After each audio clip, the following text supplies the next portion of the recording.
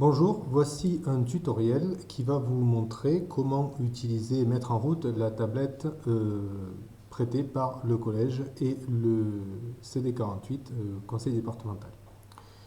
Donc c'est une tablette qui se présente dans une housse et donc on va relever la partie qui se trouve là et redresser la tablette.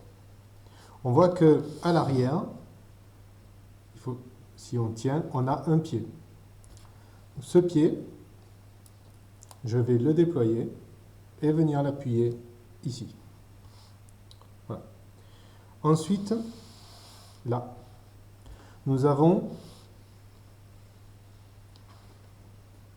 une encoche qui correspond à toutes les prises, les ports USB, etc. C'est ce que l'on va utiliser pour brancher une clé USB ou pour charger la tablette, ou pourquoi pas pour mettre un casque. Et là, nous avons le bouton de mise en route avec les deux boutons de volume. Donc si j'appuie sur le bouton de mise en route pendant 3 secondes et je relâche, la tablette va se mettre en route, voilà, et démarrer.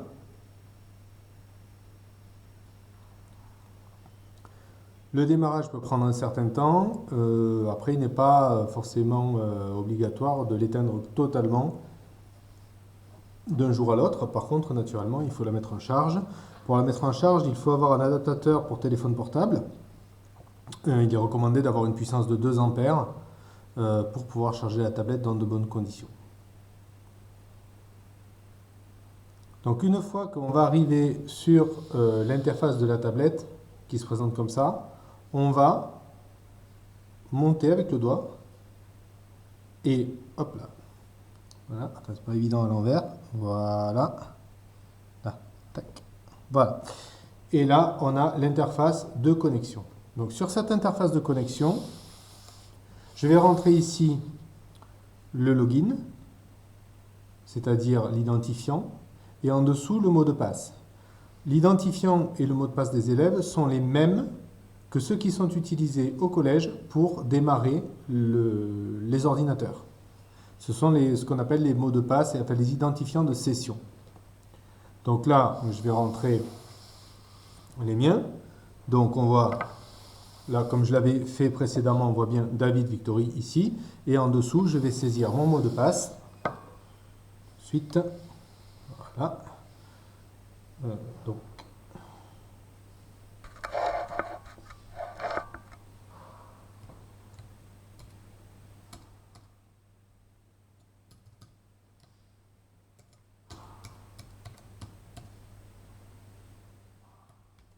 voilà. Donc une fois que j'ai saisi mon mot de passe et mon identifiant, je vais me connecter. Voilà. Et j'accède à l'interface de la tablette dans laquelle je peux naviguer. Mais sachant que ici, on n'est pas dans un contexte de cours, par conséquent, nous, ce qui va vraiment nous intéresser, ça va être de rentrer ici dans les applications, la petite icône qui se trouve là, juste là. Voilà. Et dans les applications, je vais avoir Chrome ici qui va me permettre de me connecter à l'ENT ou aux classes virtuelles. Donc, un navigateur. Là. Et j'ai mis l'ENT en page d'accueil. Donc, voilà, on se connecte à l'ENT directement depuis cette page. Soit aux classes virtuelles, comme avec un navigateur habituel, votre navigateur habituel. Mais naturellement, il y a aussi d'autres logiciels. Alors ici, si j'appuie sur le petit carré, ça va me mettre une vue fenêtrée de ce que je suis en train de faire. Donc en fait là, je vois que j'ai une seule fenêtre. Mais si j'en avais plusieurs, elles se superposeraient. Je montrerai après. Et je peux fermer les fenêtres dont je ne me sers plus. Donc je vais en ouvrir plusieurs. Je vais ouvrir par exemple, je vais ouvrir Chrome, voilà. Je vais ouvrir... qu'est-ce que je peux ouvrir? Tiens, alors là, nous avons un traitement de texte, WPS, enfin une suite Office plutôt, hein, une suite de bureau. Voilà, donc j'autorise surtout l'application à accéder à tout ce qu'il faut. Voilà, donc très bien. Là, pareil, je reviens. Alors le rond, c'est pour revenir à la page d'accueil, ici. Hein, le rond qui se trouve là, il sert à revenir à la page d'accueil. Là, donc après, je peux venir par exemple, je sais pas moi, voilà, je vais mettre le magnétophone, tiens, voilà, pour m'enregistrer. Donc effectivement, je vois que là, si je m'enregistre, hop, j'autorise, voilà. Et maintenant, je démarre mon enregistrement tranquillement, je fais mon enregistrement, je l'arrête et je peux écouter. Et maintenant, je démarre mon enregistrement tranquillement, ce que j'ai fait. Bien, donc là, si je veux supprimer un petit peu toutes ces fenêtres qui sont ouvertes ou naviguer entre plusieurs, ben je vais sur le petit carré, comme j'ai dit précédemment, et je vois que je retrouve toutes mes applications. Donc si je veux retourner par exemple sur Chrome pour me connecter à l'ENT, hop, je vais sur Chrome. Si je veux revenir sur Magnétophone, hop, je reviens sur Magnétophone. Maintenant, ce sont des applications qui occupent la mémoire, donc si je n'en ai pas besoin, je les ferme avec la petite croix. Donc on a vu aussi que si n'importe, hein, voilà, on prend l'appareil photo par exemple, voilà, peu importe. Donc si j'appuie sur le rond qui se trouve ici, je reviens sur ma page de départ.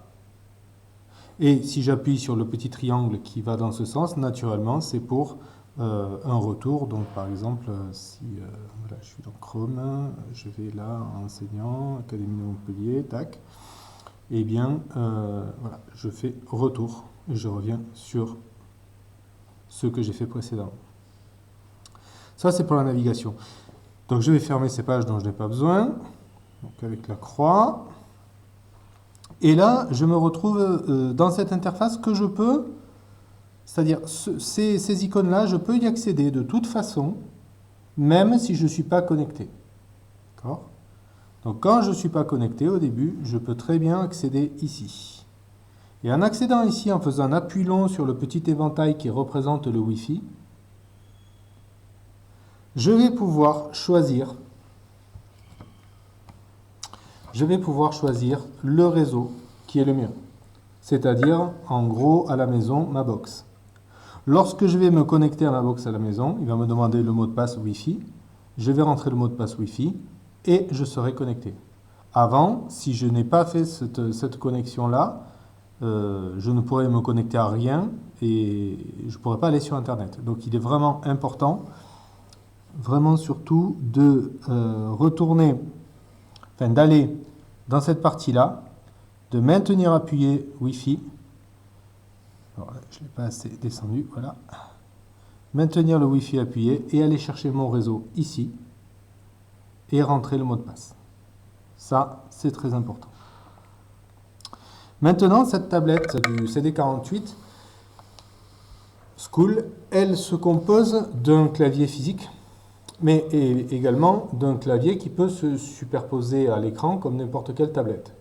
Et je n'ai qu'à, pour cela, enlever la tablette de son support. Et donc, quand je vais avoir besoin d'un clavier, disons ici, par exemple avec Chrome, puisque si je veux saisir une adresse, eh bien ce clavier va apparaître à l'écran, comme on le voit là. Alors que si la tablette était sur son socle, eh bien c'est ce clavier qui servirait. Ce clavier s'en fiche sur la tablette avec les deux petits ergots qui sont là. Donc il faut bien faire attention lorsqu'on le met ici, que les ergots soient bien positionnés. Ça veut dire que si lorsque j'appuie ici et que je suis connecté là, que j'ai ma tablette sur mon clavier, il m'apparaît quand même le clavier à l'écran et celui-là ne marche pas. Ça veut dire que ici mes picots sont mal connectés, qu'il y en a un qui est sorti derrière ou celui-là qui est mal enclenché. Donc de nouveau, j'enlève ma tablette et je reconnecte correctement. Vous voyez là par exemple, on a du mal à rentrer, voilà. Et je reconnecte correctement ma tablette. Si je fais un appui bref sur le bouton qui se trouve ici, le bouton de mise en tension, j'éteins l'écran. De nouveau appui bref, je rallume l'écran et je retourne ici, toujours vers le haut, pour reprendre là où j'en étais. Si je fais un appui plus long, on va me demander si je veux éteindre, redémarrer, passer en mode avion, c'est-à-dire hors toute connexion, ou alors passer en mode silencieux, c'est-à-dire couper toute nuisance sonore. Donc moi, quand je veux arrêter la tablette pour l'arrêter complètement, je vais mettre éteindre. Là. Et au bout d'un certain temps, la tablette va s'éteindre. Donc là, il faut que je clique OK. Voilà. Et la tablette va s'éteindre. Pour la rallumer, je n'ai qu'à faire l'opération inverse. 3 ou 4 secondes appuyées. 1, 2, 3, 4. Je lâche. Et normalement, voilà, la tablette se remet en route et on recommence.